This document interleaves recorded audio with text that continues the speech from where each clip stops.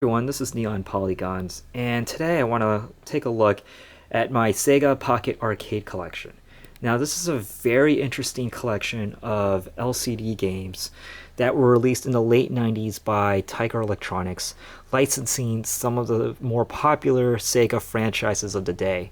Now, most people remember these LCD games and realize that they were really shoddy quality, just really poor gaming experiences, but they were really made so for really kids in school as really just like a quick 1, 2, 3 minute gameplay, really just to keep kids busy.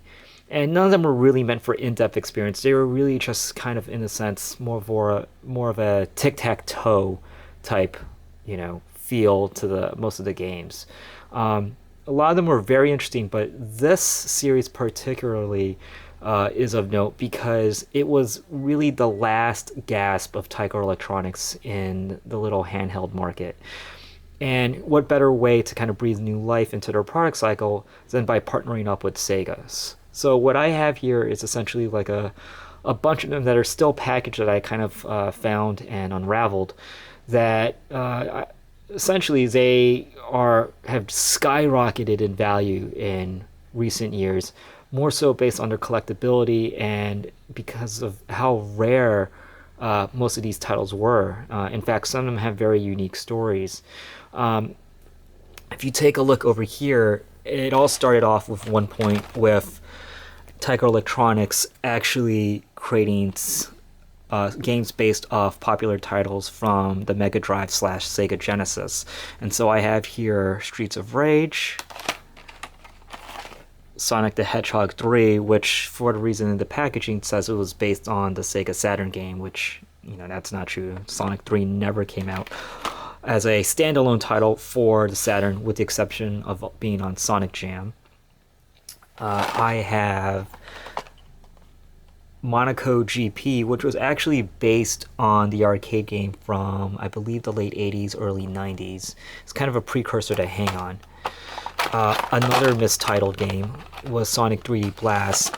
Now, it actually says here, if I can just zoom in, that it was based on the Sega Saturn game. And it actually did come out on the Sega Saturn. However, when this was released in 1998, only the Sega Genesis version was still available. So, quite interesting that actually, for everyone looking for all the versions of Sonic 3D Blast, don't forget it actually also came out on the Pocket Arcade. Interestingly enough, they also based some games off M2 software, such as Virtua Cop, which also came out on the Saturn. But as you can see from the packaging, they said it was based on the it says it was based on the Sega Saturn game. And Virtua Fighter, which was a Model 1 game, I believe. But really funny that actually they decided to actually port these over to the Sega Pocket Arcade before it actually came out on the 32X or the Sega Genesis. So, interesting enough. And here's a really interesting one. This is Sega Raceway, which was really based off the Sega Indy 500 arcade game.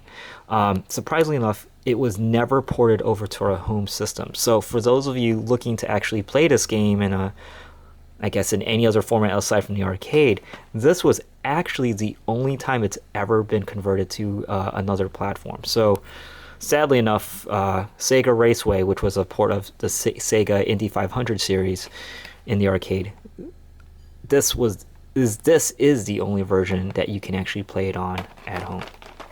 Now, I actually have two of the rarest Sega Pocket Arcades, one of them being Nights into Dreams, which actually looks really cool. And I have Pan-Seared Dragon, which, for all of those looking to collect all the Pan-Seared Dragon games, which came out on the R-Zone, the Saturn, and the Xbox, don't forget, it actually also came out as a Sega Pocket Arcade game. Anyways, that's a look at my Sega Pocket Arcade. Any questions, feel free to leave a comment below. If you're looking to collect these, they are getting very hard to find and becoming extremely rare. They usually kind of vary in price depending on what you're looking for, based on the game and what series they came from.